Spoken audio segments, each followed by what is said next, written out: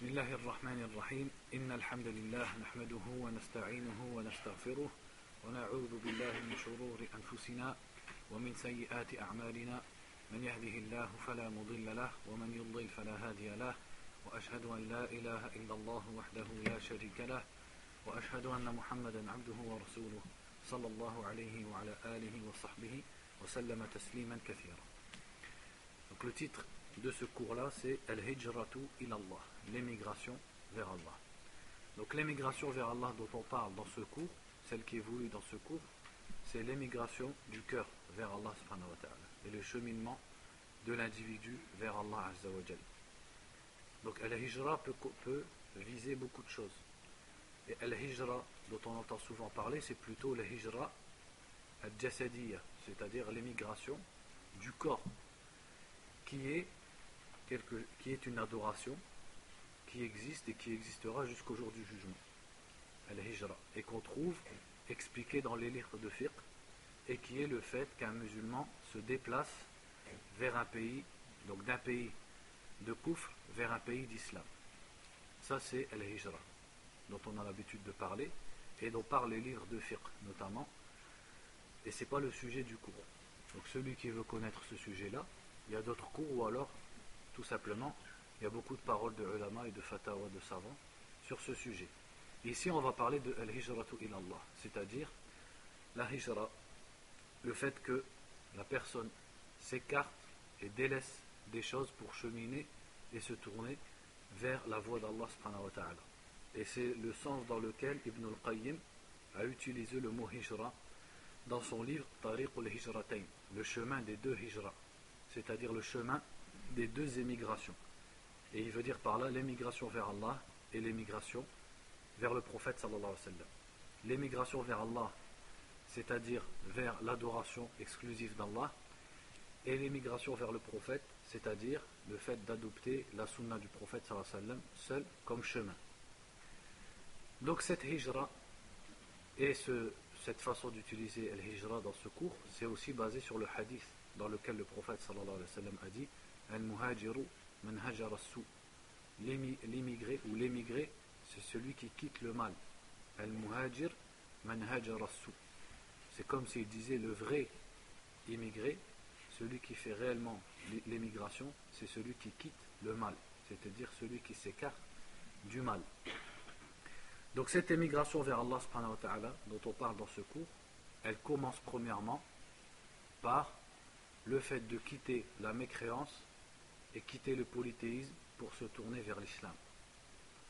Et ça c'est le premier pas de cette hijra et de ce cheminement vers Allah subhanahu wa ta'ala, de quitter la mécréance, de quitter les fausses religions, de quitter l'adoration d'autres qu'Allah pour se tourner exclusivement vers la religion d'Allah et l'adoration d'Allah subhanahu wa ta'ala. Et ça c'est la voie d'Ibrahim qu'Allah a appelé Al-Hanifiyya. Donc Allah Azza wa Jalla a nommé Ibrahim dans le Coran Hanif. Pourquoi Hanif? Hanif veut dire celui qui se tourne vers Allah subhanahu wa ta'ala et qui délaisse le shirk. Donc Ibrahim a délaissé l'adoration que pratiquait son peuple, l'adoration des astres, l'adoration des statues. Il s'est désavoué de son peuple pour se tourner exclusivement vers l'adoration d'Allah subhanahu wa ta'ala. Une adoration exclusive, le tawhid, le monothéisme. Et c'est pour ça qu'Allah Azza wa Jalla a appelé Ibrahim Hanif. Et le prophète lui-même sallallahu alayhi wa sallam a dit Bu'ithtu bil hanifiyyati samha. J'ai été envoyé par al-hanifiyya facile, c'est-à-dire al-hanifiyya qui est la religion de l'islam, le monothéisme, le fait de délaisser l'adoration d'autre qu'Allah pour se tourner vers l'adoration exclusive d'Allah subhanahu wa ta'ala. Et donc ce premier pas dans cette hijra, c'est le fondement de l'islam. Et c'est même la chose pour laquelle Allah Azza wa Jalla a créé les djinns et les humains. وَمَا خَلَقْتُ الْجِنَّ وَالْإِنسَ إِلَّا لِيَعْبُدُونِ. Je n'ai créé les djinns et les humains que pour qu'ils m'adorent. C'est même la chose pour laquelle Allah Azza wa Jalla a envoyé des messagers aux différents peuples. وَلَقَدْ بَعَثْنَا فِي كُلِّ أُمَّةٍ رَسُولًا أَنِ اعْبُدُوا اللَّهَ وَاجْتَنِبُوا الطَّاغُوتَ. Nous avons envoyé dans chaque communauté un messager pour leur dire adorez Allah et écartez-vous du tarout. Donc les messagers ne disaient pas simplement à leur peuple adorez Allah, le simple fait d'adorer Allah n'est pas le premier pas de cette hijra. C'est le fait d'adorer Allah qui est voulu en délaissant le shirk. Comme Allah l'a dit dans le Coran, quand il a cité les grands commandements de l'islam, il a commencé par wa'budullaha wa la tushriku bihi shay'a. Et ensuite il a dit wa bil walidayni ihsana wa bi dhil qurba wal yatama wal masakin wal jari dhil qurba wal jari al junubi wal sahibi bil jan wa ibn sabil wa ma malakat aymanukum. Il a cité 10 droits et il a commencé par son droit. Et quand il a commencé par son droit, il a dit, il n'a pas simplement dit subhanahu wa ta'ala wa'budullah, mais il a dit wa'budullah wa la tushriku bihi shay'a. Adorez Allah et ne lui associez rien. Parce que l'adoration telle qu'elle est comprise dans l'islam, telle qu'elle est voulue dans l'islam, c'est une adoration exclusive, dénuée de shirk. Une adoration qui doit être exclusivement vouée, et un culte qui doit être exclusivement voué à Allah subhanahu wa ta'ala. Quant à une adoration partagée entre Allah et d'autres choses, parmi les créatures d'Allah, que ce soit un prophète, un ange, une pierre, un arbre, un homme mort ou quoi que ce soit, c'est une adoration, mais pas celle que l'islam demande.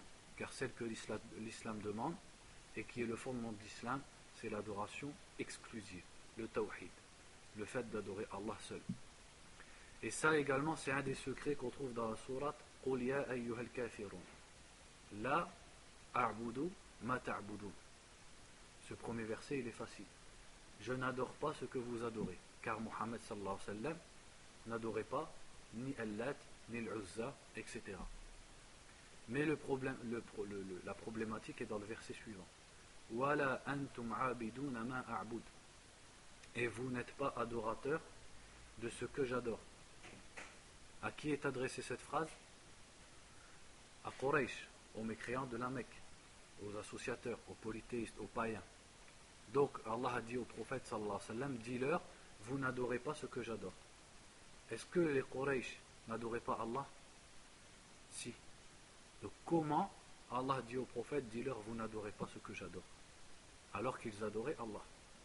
On sait que les mécréants de Quraysh adoraient Allah, mais ils adoraient en même temps d'autres divinités, qui étaient parfois des hommes pieux, morts, qui étaient parfois des pierres, parfois des arbres, etc. etc. Donc comment le prophète, Allah lui dit de dire, dis-leur, vous n'adorez pas ce que j'adore, alors que on sait qu'ils adoraient Allah? C'est parce que comme leur adoration d'Allah était partagée avec l'adoration d'autres qu'Allah, Allah ne l'a pas considérée comme une ibada. C'est-à-dire, islamiquement parlant, ce n'est pas une ibada, parce qu'elle n'est pas valable. Donc c'est une ibada, dans la pratique, c'est une adoration. Mais ce n'est pas une adoration qui est valable et qui est comptée. Pourquoi? Parce qu'elle n'est pas exclusive. Donc voilà, cette adoration exclusive, la raison pour laquelle Allah a créé les créatures, pourquoi il a envoyé les prophètes, et c'est aussi le sujet sur lequel les prophètes se sont disputés avec leur peuple. Et c'est la première chose qu'ils ont mis en avant. Et c'est le point sur lequel ils ont fondé leur message.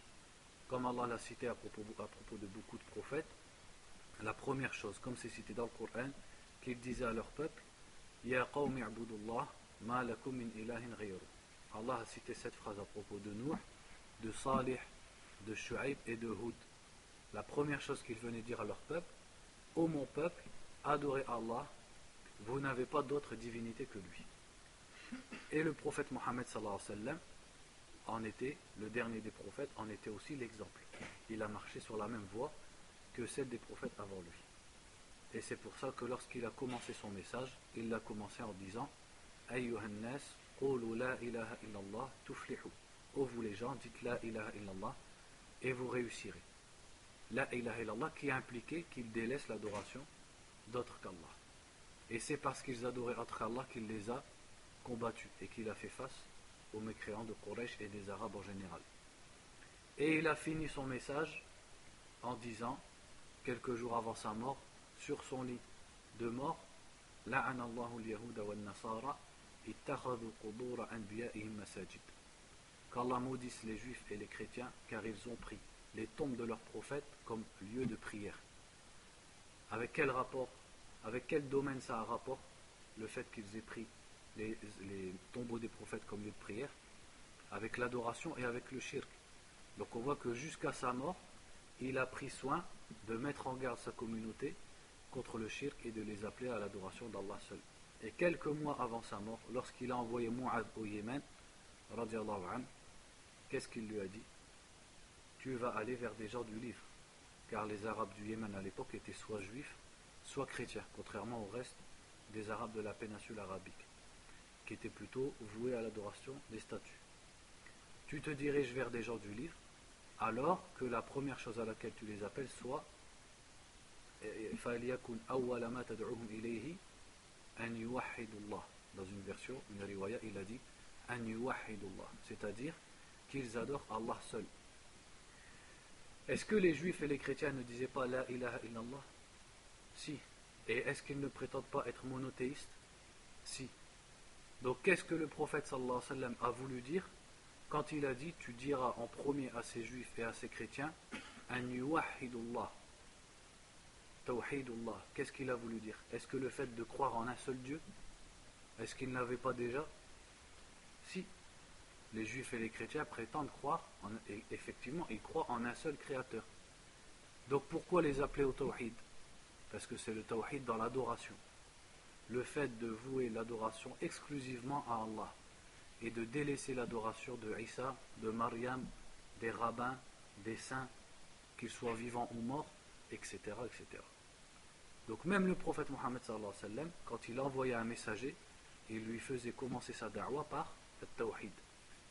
Et il lui a dit فَإِنْهُمْ أَطَاعُوكَ فِي ذَلِكَ فَأَعْلِمْهُمْ أَنَّ اللَّهَ افْتَرَضَ عَلَيْهِمْ 5 صَلَوَاتٍ فِي يَوْمِهِمْ وَلَيْلَتِهِمْ. Si ils t'obéissent dans cela, c'est-à-dire si effectivement ils adorent Allah seul et délaissent l'adoration d'autres qu'Allah, et aussi, comme c'est cité dans l'autre version du hadith, ils témoignent que tu es le messager d'Allah, alors, donc seulement après, informe-leur qu'Allah leur a imposé 5 prières de jour et de nuit. Et ensuite il lui a parlé de la zakat et ainsi de suite. Donc c'est la première chose, c'est la raison pour laquelle Allah a créé les créatures, c'est la raison pour laquelle il a envoyé les prophètes, et c'est le point par lequel les prophètes tous, et parmi eux le dernier Mohammed sallallahu alayhi wa sallam, ont commencé leur message. Et c'est le point pour lequel ils sont entrés en conflit avec leur peuple. Donc ça c'est le premier chemin de l'émigration vers Allah. C'est émigrer dans le sens quitter la mécréance pour se tourner vers l'islam. Quitter le shirk pour se tourner vers le tawhid, vers l'adoration exclusive d'Allah subhanahu wa ta'ala. Donc pour pas trop s'étendre sur ce sujet, on va avancer un petit peu. Donc ce tawhid, l'adoration d'Allah exclusive, va se faire par le fait de vouer ces différents actes d'adoration, qu'ils soient des actes du cœur, des paroles ou des actes du corps, à Allah subhanahu wa ta'ala. Donc le cœur va délaisser le fait d'adorer autre qu'Allah par l'amour, par la crainte, par la confiance et autres, pour tourner tout cela vers Allah exclusivement. Comme Allah l'a dit dans le Coran, وَمِنَ النَّاسِ مَنْ يَتَّخِذُ مِنْ دُونِ اللَّهِ أَنْدَادًا يُحِبُّونَهُمْ كَحُبِّ اللَّهِ وَالَّذِينَ آمَنُوا أَشَدُّ حُبًّا لِلَّهِ. Parmi les gens, il en est qui prennent des égaux, c'est-à-dire qui mettent à Allah des égaux, qu'ils aiment comme ils aiment Allah, alors que les croyants aiment plus Allah, ashaddu hubban lillah, c'est-à-dire leur amour est plus grand pour Allah. Donc, al-hub, al-mahabba, l'amour est une adoration. Donc le cœur doit délaisser l'amour d'autre qu'Allah pour se tourner exclusivement vers l'amour d'Allah subhanahu wa ta'ala. Et ici on parle de l'amour qui est une adoration, car l'amour est de plusieurs sortes. On ne dit pas de façon absolue il ne faut aimer qu'Allah. Si on disait ça de façon absolue, ce serait une erreur. Car on sait pertinemment que l'être humain a le droit et peut aimer autre qu'Allah. Il peut aimer ses parents, il doit même les aimer, il doit aimer les musulmans et les croyants, il doit aimer ceux qui obéissent à Allah subhanahu wa ta'ala, de la même façon qu'il doit détester les mécréants et ceux qui désobéissent à Allah subhanahu wa ta'ala. Et lorsque le prophète sallallahu alayhi wa sallam, Amr ibn al-As, lui a dit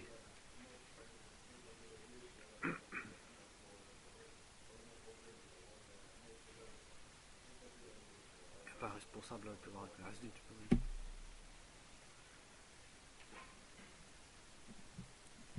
Qu'est-ce que je dis? Parce que Amr ibn al-As radiallahu anhu, a posé la question au prophète sallallahu alayhi wa sallam, Man ahabbu nasi ilayk, qui est la personne que tu aimes le plus? N'est-ce pas que le prophète sallallahu alayhi wa sallam a répondu à Aïcha. Et après il a dit son père, Abu Bakr. N'est-ce pas que le prophète sallallahu alayhi wa sallam a dit à Mu'adh ibn Jabal, Uhibbuk, ya Mu'adh, inni uhibbuk. Oh Mu'adh, je t'aime. Donc l'amour en Allah est permis. Et l'amour d'autre qu'Allah est permis. Quand c'est aimer en Allah, c'est-à-dire aimer ce qu'Allah veut que tu aimes. Et ça fait partie de l'amour d'Allah subhanahu wa ta'ala. Mais il est un amour qui est une adoration. C'est quoi cet amour? C'est l'amour suprême, l'amour extrême. L'amour, comment on différencie entre l'amour qui a une ibada et l'amour normal? L'amour de Quraysh pour leur statut, à quoi ça les poussait? Ça les poussait au shirk dans les autres adorations. Leur amour pour les statues leur poussait à sacrifier pour ces statues, les poussait à jurer par ces statues, les poussait à se prosterner pour ces statues. Donc cet amour-là, qui était dans leur cœur, c'est une ibada, ce n'est plus un simple amour. Eh bien cet amour ne doit être voué qu'à Allah subhanahu wa ta'ala. Donc l'être humain doit délaisser l'amour des fausses divinités, avant tout. Et ensuite également l'amour des passions, même si ça n'atteint pas le shirk. Et en cela le prophète sallallahu alayhi wa sallam disait Ta'isa abdud dirham, ta'isa abdud dinar. Il disait que tombe, c'est-à-dire il a fait une dua, que tombe l'esclave des pièces d'argent et que tombe l'esclave des pièces d'or. C'est-à-dire celui qui aime ad-dunya, au point où son amour d'autre qu'Allah, ici en l'occurrence ad-dunya, peut aller jusqu'à le détourner de certaines obligations. Ce qui peut l'amener à une sorte de shirk ashar, de shirk mineur. Donc c'est délaisser l'amour qui est une adoration, de le délaisser s'il est voué à autre qu'Allah, pour vouer l'amour qui est une adoration à Allah seul. Et délaisser l'amour des choses qui te détournent de tes obligations envers Allah subhanahu wa ta'ala, ce qui constitue du shirk ashar, c'est-à-dire du shirk mineur. Et après ça aura pour conséquence que tout ton amour ne soit guidé que par l'amour d'Allah. C'est-à-dire que tu n'aimes que pour Allah et que tu détestes que pour Allah. Tu aimes ce qu'Allah veut que tu aimes, c'est-à-dire les croyants. Et plus une personne est croyante et obéissante à Allah, et plus tu l'aimes. Et à l'opposé, tu détestes les mécréants, et plus une personne se détourne de l'obéissance d'Allah, et moins tu vas l'aimer. Voilà l'amour vers lequel le cœur doit se tourner et qu'il doit concrétiser le plus possible. Ça, c'est une émigration. Voilà, quand on parle d'émigration, dans ce cours, c'est ça qu'on veut dire. C'est ce cheminement de la personne vers Allah subhanahu wa ta'ala. C'est d'abord dans le fait de vouer exclusivement ses adorations vers Allah azza wa jal. Et une des principales adorations, c'est l'amour. Une autre adoration, c'est at-tawakkul, la confiance. Le fait de placer sa confiance en une fausse divinité. Eh bien, le cœur doit délaisser ça. Il doit se libérer de ça. Et en vérité, le fait que le cœur délaisse le shirk et délaisse la confiance et le fait d'être accroché à autre qu'Allah, pour lui, en réalité, c'est une adoration. Parce que tout musulman croit avec certitude que seul Allah Azza wa Jal détient le bien et le mal de façon absolue. Et que lui seul détient les conséquences des choses. Donc, placer ta confiance, une confiance absolue, envers une statue, ou un homme saint qui est mort, ou un prophète, ou un ange, ou quoi que ce soit en dehors d'Allah, revient à l'adorer et revient à espérer en quelque chose qui ne peut rien faire pour toi. Donc c'est une sorte d'esclavage. C'est une sorte de soumission, mais une soumission aveugle, parce qu'en vérité elle ne te ramène rien. Elle est fausse. Et c'est une des raisons pour laquelle le prophète sallallahu alayhi wa sallam a été qualifié comme étant quelqu'un qui enlève les carcans qui sont sur le cou des êtres humains. N'est-ce pas qu'Allah Azza wa Jalla dans la sourate Al-Ma'ida, lorsqu'il a parlé du prophète sallallahu alayhi wa sallam, il a dit à propos de lui, yuhillu lahum at-tayyibat wa yuharrimu alayhim al-khaba'ith. Il leur rend licite les bonnes choses et leur interdit les mauvaises choses. Wa yuharrimu alayhim al-khaba'ith wa yada'u anhum israhum wal aghlal allati kanat alayhim. Il leur enlève leur état de captivité et leur enlève les carcans qui étaient sur leur cou. Est-ce que le prophète sallallahu alayhi wa sallam a enlevé des chaînes à quelqu'un? avec ses mains. Donc que veut dire le verset? C'est-à-dire qu'il a sorti les cœurs des êtres humains de la servitude des créatures, qui est une servitude nulle et qui est un esclavage, pour les rendre servants de celui qui mérite d'être adoré subhanahu wa ta'ala. Et là est la réelle liberté du cœur. Parce que le cœur dans toutes les façons, et l'être humain dans toutes les façons, il ne peut pas avoir une liberté absolue. Il doit forcément adorer quelque chose. Car c'est sa fitra qui veut ça. Il doit adorer quelque chose. Et il va adorer quelque chose. Même s'il dit qu'il ne croit pas en Dieu, il va adorer un chanteur, ou il va adorer l'argent, ou il va adorer quelque chose. Parce que je dis ça parce que c'est ça qu'on connaît plus autour de nous.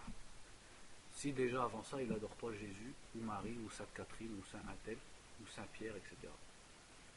Donc de toute façon, le cœur, il va adorer et s'attacher à quelque chose. Donc sa vraie liberté, et la chose vers laquelle il doit être dirigé, c'est d'adorer et de s'attacher au seul qui mérite d'être adoré, qui est Allah subhanahu wa ta'ala.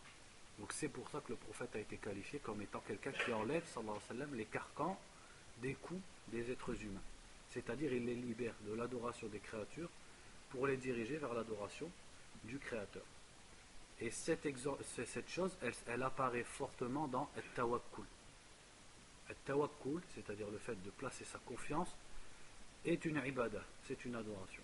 Puisqu'Allah dit dans le Coran « Wa 'ala Allahi fatawakkalu in kuntum mu'minin » et mettez votre confiance en Allah, ou plutôt en Allah placez votre confiance, parce que le fait qu'il commence par « Wa 'ala Allahi fatawakkalu » plutôt que de dire « Wa tawakkalu 'ala Allah », c'est quoi la différence?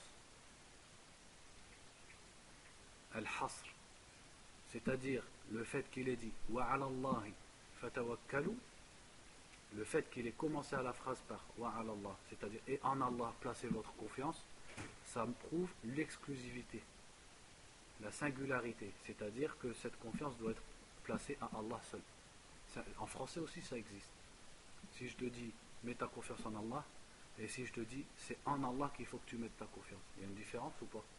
Si je te dis c'est en Allah que tu dois placer ta confiance, ça sous-entend en Allah et à personne d'autre.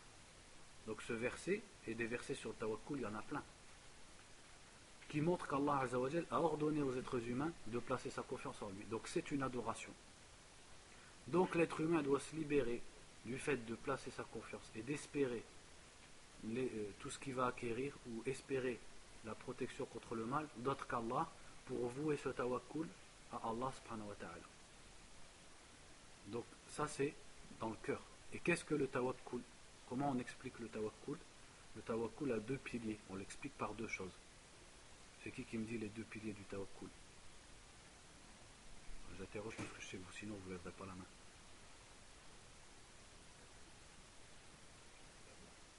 Non, le tawakkul c'est la confiance. Tawakkul, il y a deux choses dedans. On les retrouve, ces deux choses, on les retrouve exprimées clairement dans des hadiths.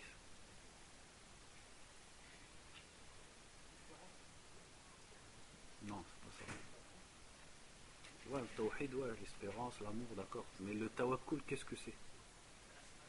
Voilà, la première chose c'est fi'lul asbab, badlul asbab. Qu'est-ce que ça veut dire? Ça veut dire faire les causes. Je veux un bien, il faut que je fasse les causes pour y arriver.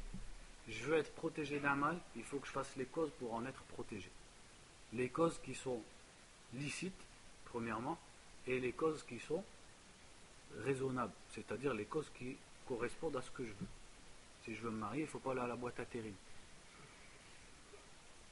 Vous avez compris ce que je veux dire? On fait les causes par rapport à la chose qu'on veut, et on fait les causes qui sont licites. Est-ce que faire les causes, ça suffit dans le tawakkul? Il faut... Comment? Pas l'invocation forcément. Non. Bon, pour que vous compreniez, un athée, il recherche du travail, et il fait les causes toute la journée. Est-ce que c'est un mutawakkil? Pourquoi? Parce qu'il n'espère pas, c'est pas question d'ikhlas ou de croyance, c'est plus que ça. Il n'espère pas cette chose de la part d'Allah. Et ça on le retrouve dans le hadith. Ihris ala ma yanfa'uk wasta'in billah. C'est pour ça que ce hadith j'en parle tout le temps. Ihris ala ma yanfa'uk wasta'in billah. Cherche ce qui t'est utile et cherche l'aide d'Allah. Voilà le tawakkul. C'est-à-dire que tu fais, dans ta vie tous les jours, tu fais les choses pour avoir ce que tu veux, tu vas chercher un travail, tu vas te renseigner pour trouver une épouse, tu vas suivre un traitement pour être guéri de quelque chose, etc. Donc tu fais les causes qu'Allah t'a permis, mais de qui tu espères la fin de ton affaire? Entre les mains de qui est la fin de ton affaire? Entre les mains d'Allah. Donc c'est de lui que tu espères la fin de ton affaire, pas de ce que tu es en train de faire, ton sabab. Donc mon sabab, je le fais. Mais je sais qu'à la fin, c'est Allah qui va décider de me donner ou de ne pas me donner la chose. Maintenant, j'ai une autre question. Le sabab que je fais, est-ce qu'il a un lien avec le résultat ou pas? Oui. Toi, tu dis oui. Qui dit oui? Oui, oui. Non. Comment? C'est une des causes. On va prendre un exemple concret. Je prends un médicament pour être guéri. Donc, c'est quoi que je vise? La guérison. J'emploie une cause. C'est quoi cette cause? Le médicament. Est-ce que le médicament a un rapport avec ma guérison ou pas? Un rapport. Voilà. Alhamdulillah, c'est parce que d'habitude j'entends toujours la mauvaise réponse. Pourquoi je suis étonné? Alhamdulillah, c'est bien. Vous me dites oui. Oui, il y a un rapport entre as-sabab ou al-musabbab. Oui, c'est le médicament qui fait la guérison. Mais il faut rajouter une phrase. Par la permission d'Allah subhanahu wa ta'ala. Je crois que vous avez déjà écouté des cours, c'est pas possible. D'habitude, tout le monde tombe dans le piège. Chaque fois que je fais ça, ils disent non, le médicament a rien à voir, tawakkul. Parce que je suis déjà tombé sur quelqu'un, il me disait c'est-à-dire, il avait écouté des cassettes, en fait, il a mal compris. Il pensait que le sabab n'a rien à voir avec le musabbab. Ça, c'est la aqidah de qui? Non. Ouais, les soufis, ouais, mais c'est al-asha'ira. Donc al-asha'ira, c'est pas simplement dans l'istiwa, Allah fi kulli makan, c'est pas juste ça. Même dans le qadr et dans tawhid al-rububiyyah. Au niveau de al-asbab, dans leur aqidah, le sabab, il sert à rien du tout. Mais il faut le faire quand même.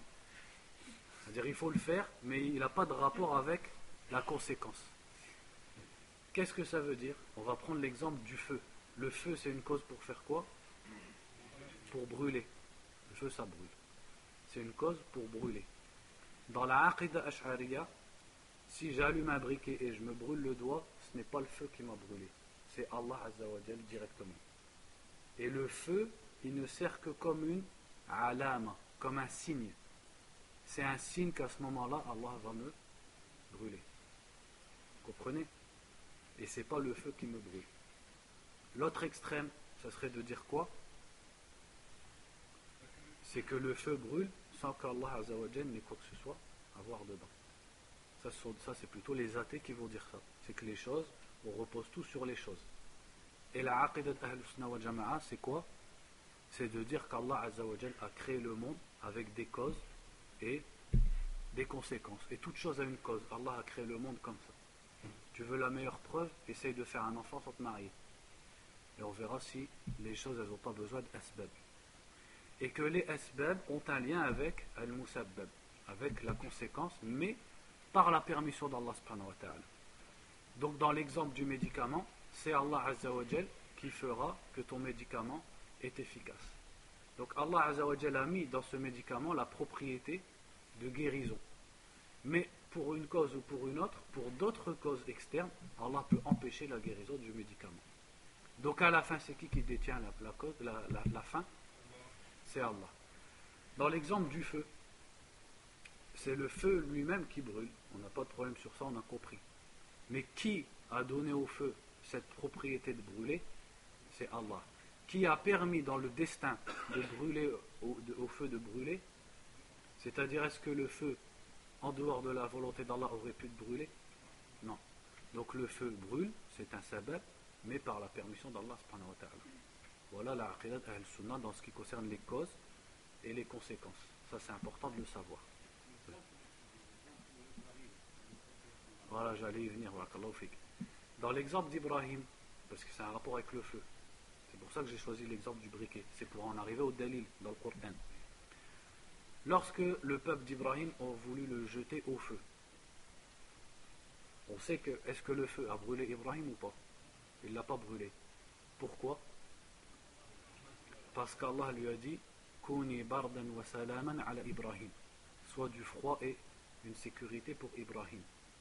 Si le feu déjà en lui-même il ne brûlait pas, c'était pas la peine qu'Allah lui dise Kuni bardan wa salaman. Il aurait juste suffi qu'Allah ne brûle pas Ibrahim. Vous avez compris ou pas? Dans la Aqidah Ash'ariya, le feu il ne brûle pas. Donc c'était pas la peine de lui dire Kuni bardan wa salaman. Puisque pour eux c'est Allah qui le brûle directement. Il aurait simplement fallu qu'Allah ne brûle pas Ibrahim. Voilà, ça c'est un dalil. C'est qu'Allah a dit à ce moment-là au feu de ne pas brûler. Ça prouve bien que le feu brûle. Par la permission d'Allah subhanahu wa ta'ala. Pourquoi je vous explique tout ça? Pour en arriver au tawakkul. Au fait que le tawakkul c'est pratiquer les causes quand on veut arriver à quelque chose, ou quand on veut éviter et être protégé de quelque chose, tout en mettant sa confiance en Allah subhanahu wa ta'ala pour ce qui concerne le résultat de mon travail ou la protection que j'espère. Voilà le tawakkul. Donc il faut délaisser le tawakkul en autre qu'Allah subhanahu wa ta'ala. Comme le tawakkul que certains gens pratiquent envers les hommes pieux qui sont morts. Et au lieu de placer leur confiance en Allah Azza wa Jal, ils placent leur confiance dans le Sidi Foulen ou le Wali Foulen, comme c'est présent dans tous les, ou presque tous les pays, malheureusement, du monde musulman. Ça c'est sûr, at-tawakkul. Et at-tawakkul, dans le domaine du tawakkul, on peut parler d'autres choses qui font partie de al-hijratu ilallah. Attendez, je vais rasser tout ça.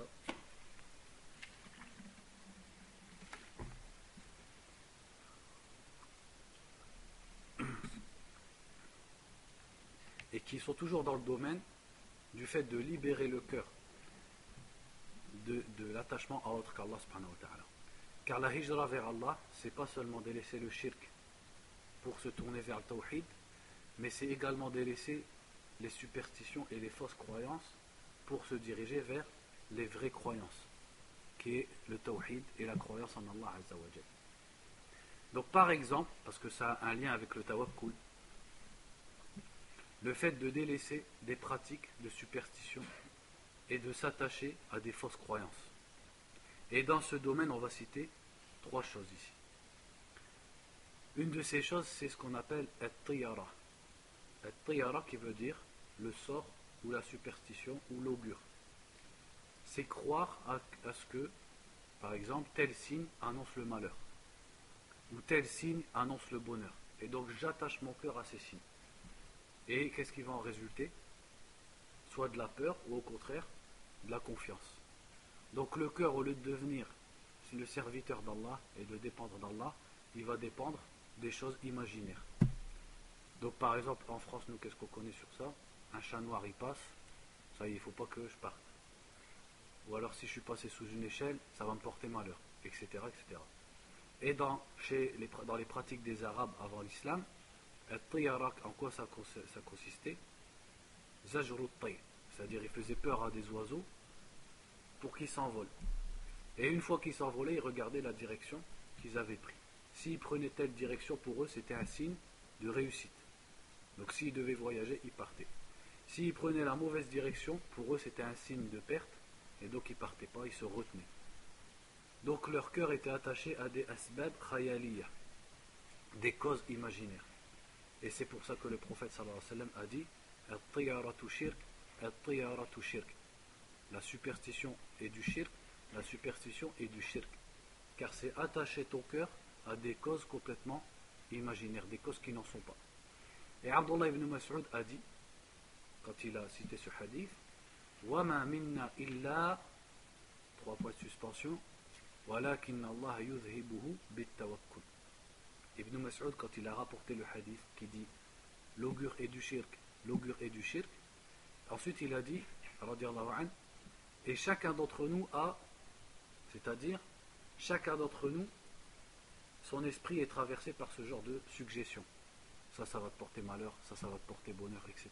Surtout qu'à l'époque, ils étaient récemment convertis de la jahiliya. Donc ils étaient encore marqués par certaines de ces choses. Et donc ils disaient, chacun d'entre nous a parfois ce genre de pensée. Et il disait, mais Allah le fait partir par le tawakkul.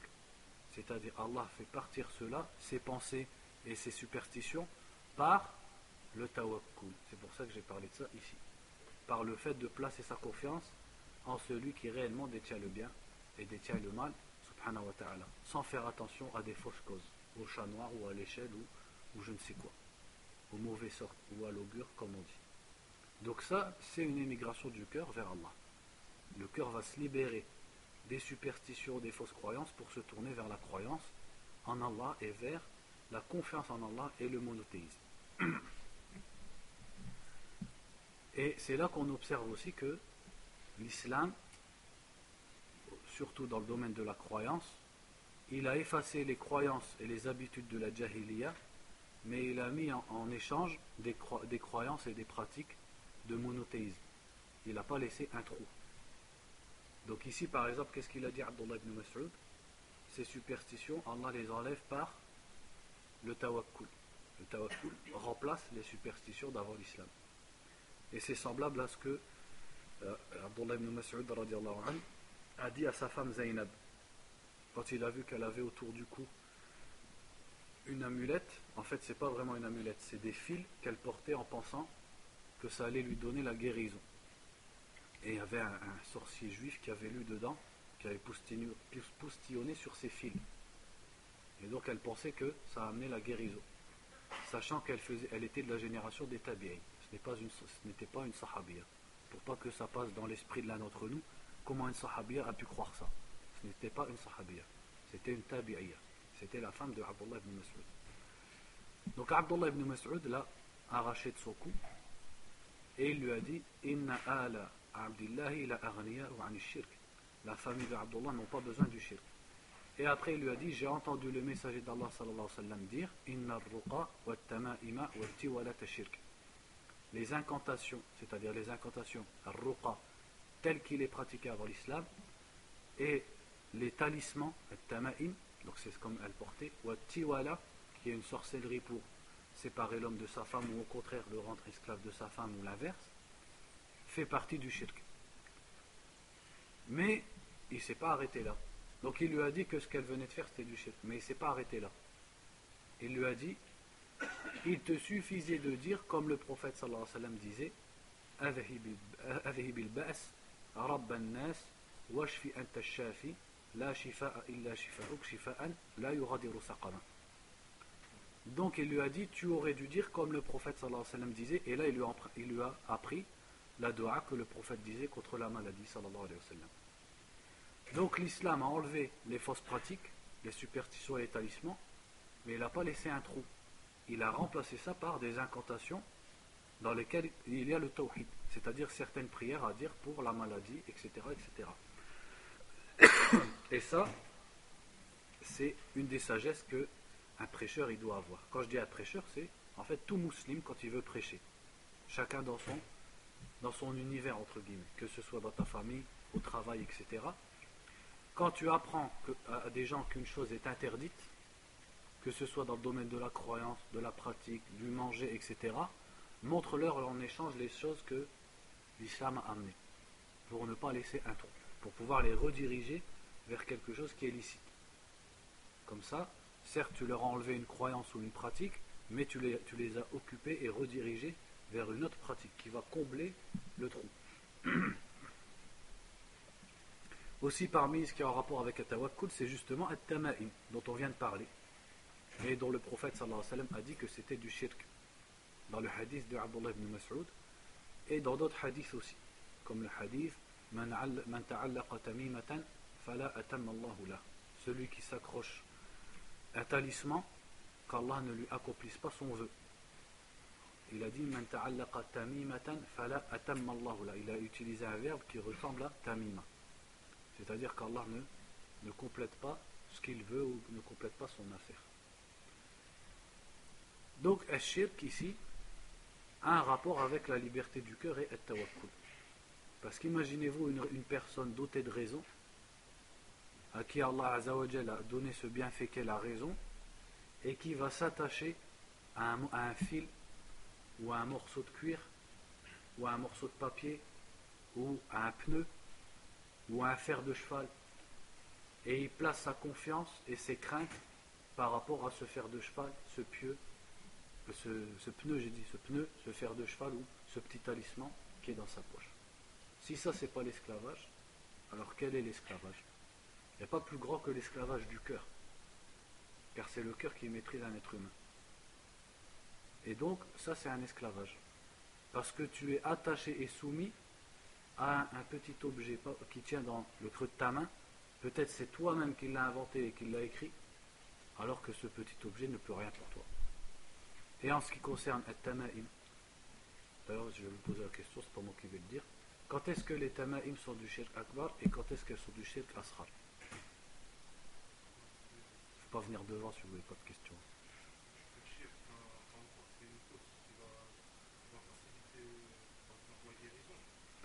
En fait, Inch'Allah, on va s'habituer. Non, ta réponse elle est bonne. Mais par exemple, quand tu as dit qui va par exemple faciliter la guérison, dis tout simplement, de façon générale, comme les savants ils disent toujours, qui va me ramener un bien ou me protéger d'un mal. C'est plus global que la guérison, ça englobe tout. Donc ça sera du shirk mineur si la personne porte le talisman en pensant que c'est une cause pour qu'Allah lui donne un bien ou lui repousse un mal. Donc il croit toujours que c'est Allah qui donne le bien ou repousse le mal. Mais il croit que ce talisman c'est une cause. Alors qu'Allah Azzawajal n'a descendu aucune preuve sur ça. Et c'est plutôt une pratique digne d'avant la venue de Mohammed sallallahu alayhi wa sallam. Donc quand est-ce que c'est du shirk akbar? Vas-y, continue. Pas forcément que le talisman, mais il croit que le talisman lui ramène lui-même un bien ou un mal. Donc ça revient, s'il croit que ce petit objet qu'il porte dans sa poche, il peut lui ramener du bien, ou il peut lui repousser un mal. Comment on peut traduire cette croyance? Sachant que le musulman, il croit qu'Allah a tout destiné, le bien et le mal.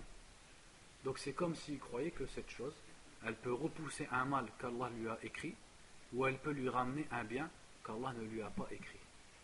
Et c'est pour ça qu'il y a beaucoup de versets dans le Coran qui disent, est-ce que si Allah vous a, voyez ce que vous adorez en dehors d'Allah, si Allah m'a écrit une miséricorde, est-ce qu'elles peuvent le repousser?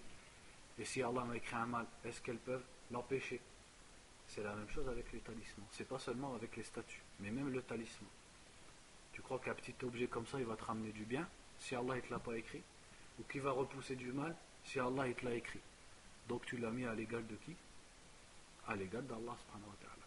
C'est pour ça que le prophète sallallahu alayhi wa sallam, dans beaucoup de hadiths, a appelé le fait de porter des talismans du shirk.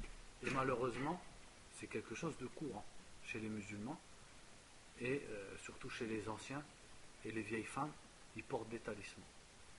Et ils croient que, comme la main de Fatima, etc., et ils croient que ça ramène un bien. Donc au lieu d'invoquer Allah, de placer sa confiance en Allah, il est concentré sur, et son cœur il est tourné vers son talisman. C'est la même chose pour at-tabarruk, dont on va parler en vitesse. At-tabarruk qui est le fait d'espérer la baraka, c'est-à-dire le bien et la continuité du bien de quelque chose en dehors d'Allah subhanahu wa ta'ala. Et ça on le retrouve dans un hadith, le hadith de Abu Waqid al-Laythi radiallahu anhu. Donc ce hadith je pense que vous connaissez tous, quand il raconte qu'après la bataille de Hunayn, donc ils sont, pour aller vers la bataille de Hunayn avec le prophète sallallahu alayhi wa sallam, Abu Waqid était dans l'armée avec le prophète sallallahu alayhi wa sallam, et il avait avec lui d'autres compagnons et ils étaient nouvellement convertis à l'islam après la conquête de la Mecque. Et il a dit فَمَرَرْنَا بِسِدْرَةٍ يَعْكُفُونَ عِنْدَهَا وَيُعَلِّقُونَ عَلَيْهَا أَسْلِحَتَهُمْ يُقَالُ لَهَا ذَاتَ أَنْوَاطٍ. Donc il a dit nous sommes passés à côté d'un arbre auquel les mouchrikines accrochaient leurs armes et à côté de laquelle ils restaient يَعْكُفُونَ عِنْدَهَا, c'est-à-dire qu'ils restaient sous cet arbre en espérant la baraka de cet arbre. Et cet arbre s'appelait Zatu Anwat, parce que Anwat ça veut dire des choses qui sont accrochées, donc il l'a appelé Zatu Anwat. Donc il dit, on a dit au prophète sallallahu alayhi wa sallam, Ya Rasulallah, ij'al lana Zata Anwat kama lahum Zatu Anwat. Ô messager d'Allah, donne-nous un arbre comme eux ils en ont un Zatu Anwat comme eux ils en ont un arbre où on va accrocher nos armes, on va rester en dessous et on aura la baraka. Et le prophète sallallahu alayhi wa sallam leur a dit, Allahu Akbar, innaha sunan. Il leur a dit Allahu Akbar, voici certes as-sunan. Ici as-sunan c'est dans quel sens? Dans le sens les traditions, les habitudes, les gens d'avant.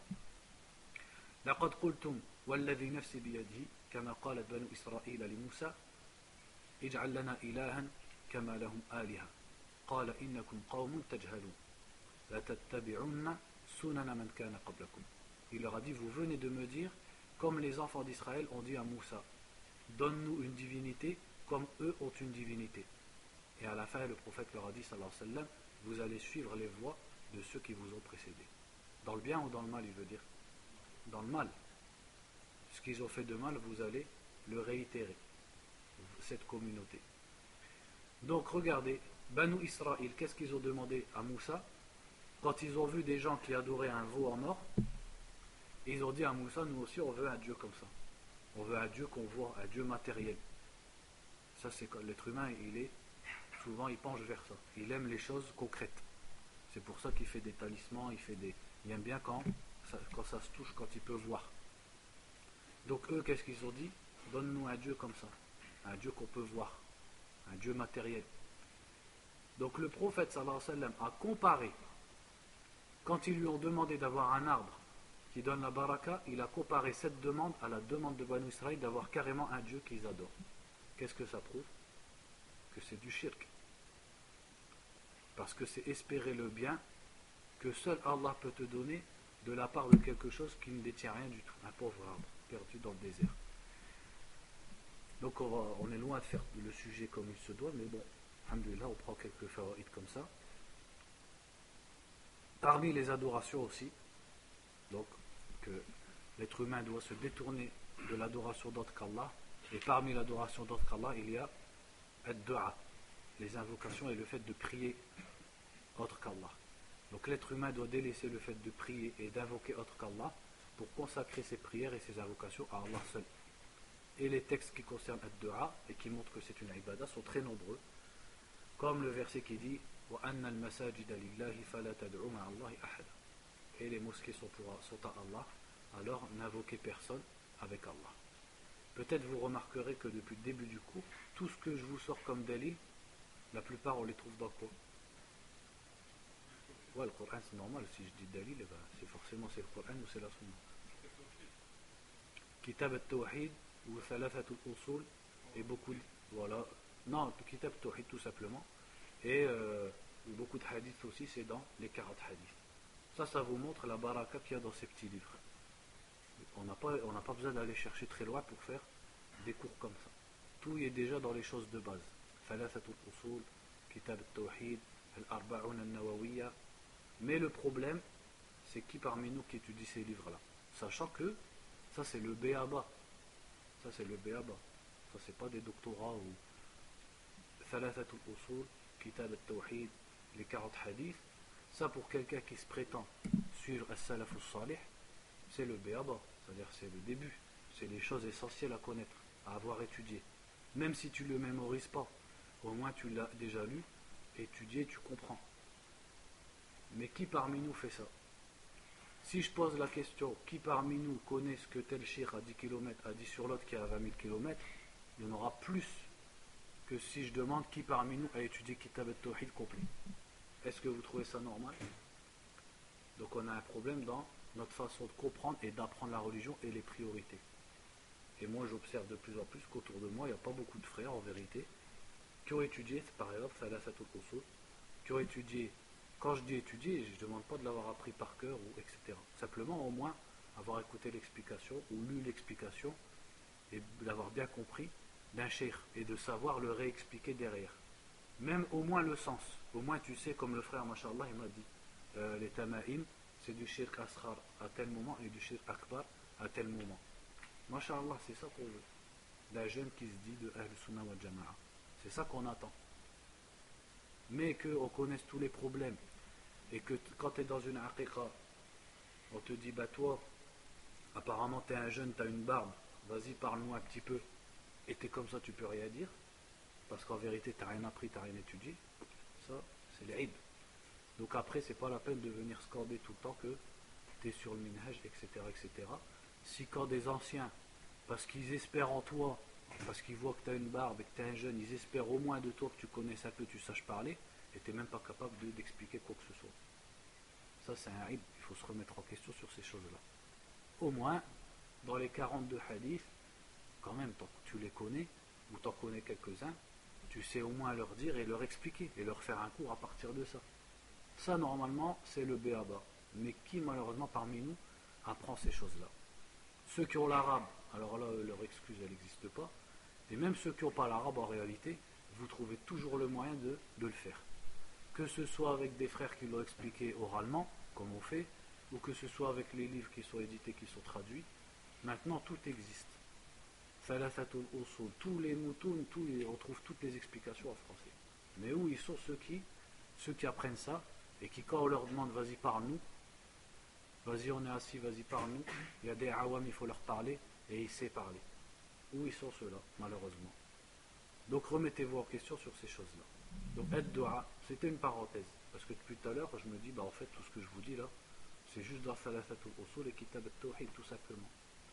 J'ai pas eu besoin de lire une thèse de doctorat pour vous faire ce cours. C'est des choses très simples. Et c'est des choses que on est tous censés connaître et savoir expliquer.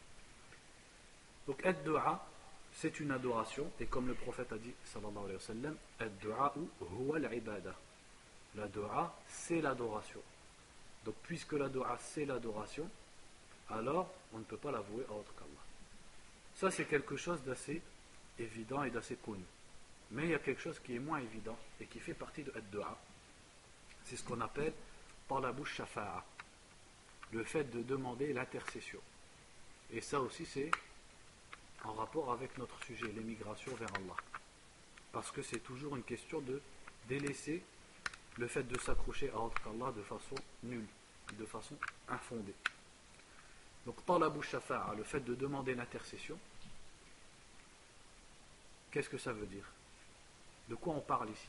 On parle de gens qui se tournent vers une tombe, ou des fois c'est encore pire, ils se tournent vers un shirk qui est vivant devant eux, et ils l'implorent d'intercéder en leur faveur. Et si tu leur dis que c'est du shirk, ils te disent, non, c'est pas une dua. Moi je lui demande simplement l'intercession. Donc on va répondre à ça en plusieurs points. Le premier point, qu'est-ce que c'est que le shirk? C'est d'adorer autre qu'Allah. Donc parmi les adorations, il y a ad-du'a. Donc faire une dua à autre qu'Allah et du shirk. Jusque là c'est clair. Mais eux vont te dire, quand je te demande du sel, est-ce que c'est une dua? Est-ce que j'ai fait du shirk? Qu'est-ce qu'on répond? Non, bien sûr. Pourquoi? Parce que c'est quelque chose que je peux faire. Donc ils te disent, le mort aussi il peut faire. Je lui ai rien demandé spécial. C'est comme un service que je lui demande. Donc la réponse à ça, elle est déjà, avant de rentrer dans le point, quand tu te mets à genoux, les mains levées devant une tombe, c'est plus qu'un service que tu lui demandes. Parce que moi, quand je demande à quelqu'un de m'avancer du sel, je ne me mets pas à genoux, ni les mains levées, pour lui demander du sel. Et encore moins, j'égorge un coq ou un pauvre mouton pour lui demander. Parce que c'est ce qu'il faut pour demander l'intercession. Mais admettons qu'il demande l'intercession comme ça, sans cette posture, ce qui est très rare. Je ne sais même pas si ça existe. Allah Azza wa Jalla a dit dans le Coran, Qul lillahi shafa'atu jami'a. Dit à Allah et l'intercession tout entière. Qu'est-ce qu'on comprend de ce hadith, de ce verset? C'est que l'intercession est le droit d'Allah subhanahu wa ta'ala. Man dhalladhi yashfa'u indahu illa bi'idhnihi. Qui intercède auprès de lui si ce n'est après sa permission? Donc est-ce que n'importe quel être humain détient, même pieux, même prophète, détient le fait d'intercéder auprès d'Allah? Non. C'est Allah Azza wa Jal qui dit aux êtres humains et qui leur permet d'intercéder. Et quand est-ce que ça va se faire? C'est au jour du jugement. Quand Allah Azza wa Jal dira au prophète sallallahu alayhi wa sallam, après qu'il se soit prosterné devant lui, qu'il l'ait loué, Ya Muhammad, irfa' ra'sak, wa qul tusma' was'al tu'ta, washfa' tushaffa'. Ô Muhammad sallallahu alayhi wa sallam, lève ta tête, parle, on t'écoute, demande, on te donne, et intercède, on acceptera ton intercession. Donc, est-ce que le prophète de lui-même sallallahu alayhi wa sallam est venu intercéder auprès d'Allah? C'est Allah qui lui dit d'intercéder, pour l'honorer devant tout le monde. et notamment devant les mécréants qui l'ont insulté dans la vie d'ici-bas. Et ensuite, on sait qu'au jour du jugement, les autres prophètes et les vrais croyants pourront aussi intercéder. Mais c'est Allah Azza wa Jal qui leur permettra. Et est-ce qu'ils pourront intercéder pour qui ils voudront? Si un croyant au jour du jugement veut intercéder pour un mécréant, est-ce qu'il peut? Il ne peut intercéder que pour un musulman, un muwahhid, quelqu'un qu'Allah agrée. Donc ça prouve bien que l'être humain ne détient pas l'intercession, c'est Allah qui la détient. Donc si tu la demandes à autre qu'Allah, qu'est-ce que tu as demandé? Quelque chose qu'il ne détient pas et que seul Allah détient. On en revient à quoi? C'est du shirk. Ça déjà, avant de parler déjà, est-ce que le mort t'entend, etc., etc. Parce qu'ils aiment bien aussi jouer sur ça. Sur le fait que le mort il m'entend et il peut faire shafa'a pour moi, donc je lui demande, donc c'est pas du shirk. Comme il est dit dans le verset, In tad'uhum la yasma'u du'a'akum. Allah a bien dit dans le Coran, si vous les invoquez, ils n'entendent pas vos invocations. Est-ce qu'Allah a dit illa al-anbiya, illa as-salihin, ou est-ce qu'il a dit ça pour tout le monde? Jami'an. C'est am. In tad'uhum la yasma'u du'a'akum. Mais admettons, on va débattre et on va dire, admettons, c'est vrai, les morts entendent toujours tout ce qu'on leur demande. Où est-ce qu'ils entendent? Est-ce qu'il faut que je sois à côté de sa tombe ou à 5000 km? Parce que s'ils entendent à 5000 km, je viens de les comparer à qui? À Allah Azza wa Jal. C'est lui qui entend les sons de au-dessus des 7 cieux. Donc là, je viens d'attribuer à un être humain, en plus mort, une qualité d'Allah subhanahu wa ta'ala et une capacité surhumaine. Ça aussi, c'est une sorte de shirk. Mais admettons que les morts entendent n'importe où et quand ils veulent. Qu'est-ce qu'Allah a dit tout de suite après? In tad'uhum la yasma'u du'a'akum. C'est quoi la suite? Walau sami'u lam yastajibu lakum. Et s'ils vous entendaient, ils ne vous auraient pas exaucé. Ne parle pas, est-ce qu'ils entendent ou ils n'entendent pas? Même s'ils entendent, Allah m'a dit, ils ne vont pas nous exaucer. Est-ce qu'Allah a dit illa al-anbiya yashfa'un, etc.? Non. Donc de là, on comprend que Al-Shafa'a elle-même se demande à Allah subhanahu wa ta'ala. Tu dis, Ya Rabbi, shaffi' fiyya rasoulak. Accorde-moi la shafa'a de ton prophète sallallahu alayhi wa sallam. Et après l'adhan, qu'est-ce que tu dis? Tu demandes al-wasila pour le prophète sallallahu alayhi wa sallam. Et il a dit, si tu demandes ça, tu mériteras ma shafa'a. Donc tu cherches l'asbab qu'Allah Azza wa Jalla a permis et les doigts qu'Allah a permis et qui sont toutes dirigées vers lui seul. Et tu dis pas comme le grand ignorant qui dit Ya Rasulallah, nas'aluka shafa'atak devant tout le monde, etc., etc., comme il nous a raconté Bouzaï. Donc normalement dans Al-Hijratu ilallah, en fait ce cours je l'ai déjà fait au CEP à Paris, et j'avais fait, c'était le soir, donc on avait 2 heures. En fait dans Al-Hijratu ilallah, on parle d'abord du fait de délaisser, c'est pas qu'un cours sur le tawhid, on parle de délaisser le shirk pour se tourner vers le tawhid, et après on parle de délaisser les fausses croyances et la superstition. Et après tout ce qui concerne la croyance, c'est délaisser les péchés, délaisser la désobéissance à Allah pour emprunter le droit chemin et le chemin de l'obéissance à Allah subhanahu wa ta'ala. Et après c'est délaisser, puisqu'on parle d'émigration, délaisser les choses ambiguës, délaisser les choses déconseillées, même si elles ne sont pas complètement haram, pour se tourner vers la piété, la précaution et la suffisance. Et après, c'est délaisser les choses dont tu n'as pas besoin, même si elles sont carrément halal. Mais les délaisser à partir du moment où tu n'en as pas besoin et elles ne te sont pas utiles pour la vie future. Et te consacrer à ce qui t'est strictement utile. Ça, c'est ce qu'on appelle az-zuhd. Et après, à délaisser les affaires des gens qui ne te regardent pas et toutes les choses qui ne te regardent pas. Normalement, c'est ça le cours. Peut-être dans une autre occasion, Inch'Allah ta'ala. Barakallahu fikum, wallahu a'lam. وصلى الله وسلم على نبينا محمد وعلى آله وصحبه